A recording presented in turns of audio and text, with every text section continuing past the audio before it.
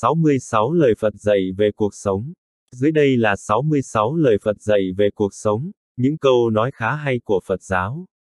Các bạn mong muốn tìm hiểu đạo Phật nên đọc và suy ngẫm, sẽ giúp tâm thanh tịnh hơn giữa bộn bề lo toan trong cuộc sống. Sở dĩ người ta đau khổ chính vì mãi đeo đuổi những thứ sai lầm. Nếu anh không muốn rước phiền não vào mình, thì người khác cũng không cách nào gây phiền não cho bạn. Vì chính tâm bạn không buông xuống nổi.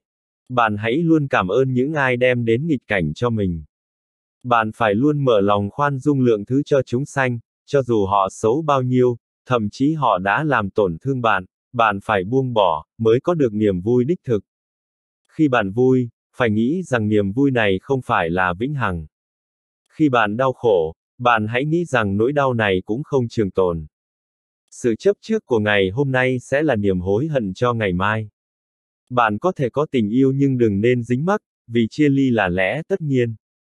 Đừng lãng phí sinh mạng của mình trong những chốn mà nhất định bạn sẽ ân hận.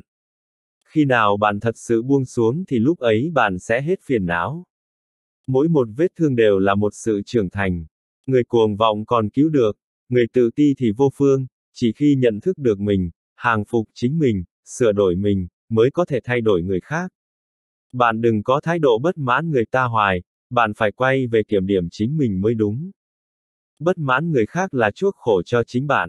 Một người nếu tự đáy lòng không thể tha thứ cho kẻ khác, thì lòng họ sẽ không bao giờ được thanh thản. Người mà trong tâm chứa đầy cách nghĩ và cách nhìn của mình thì sẽ không bao giờ nghe được tiếng lòng người khác. Hủy diệt người chỉ cần một câu, xây dựng người lại mất ngàn lời, xin bạn, đa khẩu hạ lưu tình. Vốn dĩ không cần quay đầu lại xem người nguyền rủa bạn là ai. Giả sử bạn bị chó điên cắn bạn một phát, chẳng lẽ bạn cũng phải chạy đến cắn lại một phát? Đừng bao giờ lãng phí một giây phút nào để nghĩ nhớ đến người bạn không hề yêu thích. Mong bạn đem lòng từ bi và thái độ ôn hòa để bày tỏ những nỗi oan ức và bất mãn của mình, có như vậy người khác mới khả dĩ tiếp nhận. Cùng là một chiếc bình như vậy, tại sao bạn lại chứa độc dược? Cùng một mảnh tâm tại sao bạn phải chứa đầy những não phiền như vậy? Những thứ không đạt được, chúng ta sẽ luôn cho rằng nó đẹp đẽ, chính vì bạn hiểu nó quá ít, bạn không có thời gian ở chung với nó. Nhưng rồi một ngày nào đó khi bạn hiểu sâu sắc, bạn sẽ phát hiện nó vốn không đẹp như trong tưởng tượng của bạn. Sống một ngày là có diễm phúc của một ngày, nên phải trân quý. Khi tôi khóc, tôi không có dép để mang thì tôi lại phát hiện có người không có chân. Tốn thêm một chút tâm lực để chú ý người khác chi bằng bớt một chút tâm lực phản tỉnh chính mình, bạn hiểu chứ? Hận thù người khác là một mất mát lớn nhất đối với mình. Mỗi người ai cũng có mạng sống, nhưng không phải ai cũng hiểu được điều đó, thậm chí trân quý mạng sống của mình hơn. Người không hiểu được mạng sống thì mạng sống đối với họ mà nói chính là một sự trừng phạt. Tình chấp là nguyên nhân của khổ não, buông tình chấp bạn mới được tự tại. Đừng khẳng định về cách nghĩ của mình quá, như vậy sẽ đỡ phải hối hận hơn.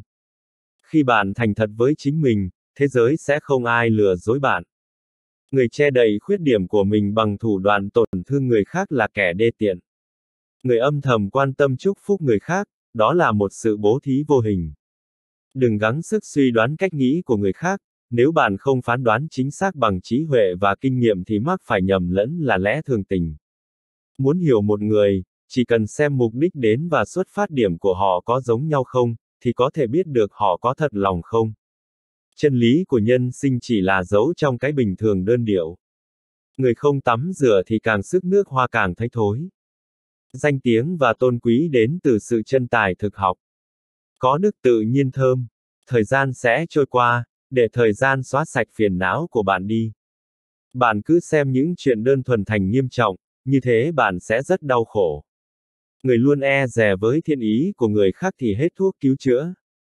Nói một lời dối gian thì phải bịa thêm 10 câu không thật nữa để đắp vào, cần gì khổ như vậy. Sống một ngày vô ích, không làm được chuyện gì, thì chẳng khác gì kẻ phạm tội ăn trộm. Quảng kết chúng duyên, chính là không làm tổn thương bất cứ người nào. Im lặng là một câu trả lời hay nhất cho sự phỉ báng. Cung kính đối với người là sự trang nghiêm cho chính mình. Có lòng thương yêu vô tư thì sẽ có tất cả. Đến là ngẫu nhiên, đi là tất nhiên. Cho nên bạn cần phải, tùy duyên mà hằng bất biến, bất biến mà hằng tùy duyên. Từ bi là vũ khí tốt nhất của chính bạn. Chỉ cần đối diện với hiện thực, bạn mới vượt qua hiện thực. Lương tâm là tòa án công bằng nhất của mỗi người, bạn dối người khác được nhưng không bao giờ dối nổi lương tâm mình. Người không biết yêu mình thì không thể yêu được người khác. Có lúc chúng ta muốn thầm hỏi mình, chúng ta đang đeo đuổi cái gì? Chúng ta sống vì cái gì? Đừng vì một chút tranh chấp mà xa lìa tình bạn chí thân của bạn, cũng đừng vì một chút oán giận mà quên đi thâm ân của người khác. Cảm ơn đời với những gì tôi đã có, cảm ơn đời những gì tôi không có. Nếu có thể đứng ở góc độ của người khác để nghĩ cho họ thì đó mới là từ bi. Nói năng đừng có tánh châm chọc, đừng gây thương tổn, đừng khoe tài cán của mình, đừng phô điều xấu của người, tự nhiên sẽ hóa địch thành bạn.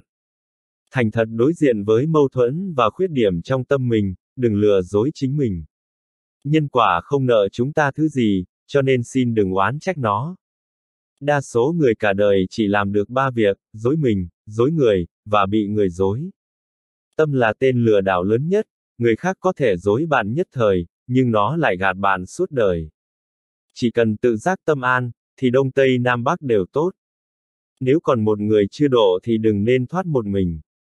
Khi trong tay bạn nắm chặt một vật gì mà không buông xuống, thì bạn chỉ có mỗi thứ này, nếu bạn chịu buông xuống, thì bạn mới có cơ hội chọn lựa những thứ khác. Nếu một người luôn khư khư với quan niệm của mình, không chịu buông xuống thì trí huệ chỉ có thể đạt đến ở một mức độ nào đó mà thôi. Nếu bạn có thể sống qua những ngày bình an, thì đó chính là một phúc phần rồi. Biết bao nhiêu người hôm nay đã không thấy được vầng thái dương của ngày mai, biết bao nhiêu người hôm nay đã trở thành tàn phế, biết bao nhiêu người hôm nay đã đánh mất tự do, biết bao nhiêu người hôm nay đã trở thành nước mất nhà tan. Bạn có nhân sinh quan của bạn, tôi có nhân sinh quan của tôi không dính dáng gì tới bạn. Chỉ cần tôi có thể, tôi sẽ cảm hóa được bạn. Nếu không thể thì tôi đành cam chịu. Bạn hy vọng nắm được sự vĩnh hằng thì bạn cần phải khống chế hiện tại. Ác khẩu, mãi mãi đừng để nó thốt ra từ miệng chúng ta, cho dù người ta có xấu bao nhiêu, có ác bao nhiêu. Bạn càng nguyền rủa họ, tâm bạn càng bị nhiễm ô, bạn hãy nghĩ, họ chính là thiện tri thức của bạn. Người khác có thể làm trái nhân quả, người khác có thể tổn hại chúng ta, đánh chúng ta, hủy báng chúng ta. Nhưng chúng ta đừng vì thế mà oán hận họ, vì sao? Vì chúng ta nhất định phải giữ một bản tánh hoàn chỉnh và một tâm hồn thanh tịnh. Nếu một người chưa từng cảm nhận sự đau khổ khó khăn thì rất khó cảm thông cho người khác. Bạn muốn học tinh thần cứu khổ cứu nạn, thì trước hết phải chịu đựng được khổ nạn. Thế giới vốn không thuộc về bạn, vì thế bạn không cần vứt bỏ, cái cần vứt bỏ chính là những tánh cố chấp. Vạn vật đều cung ứng cho ta, nhưng không thuộc về ta. Bởi chúng ta không thể thay đổi được thế giới xung quanh, nên chúng ta đành phải sửa đổi chính mình, đối diện với tất cả bằng lòng từ bi và tâm trí huệ.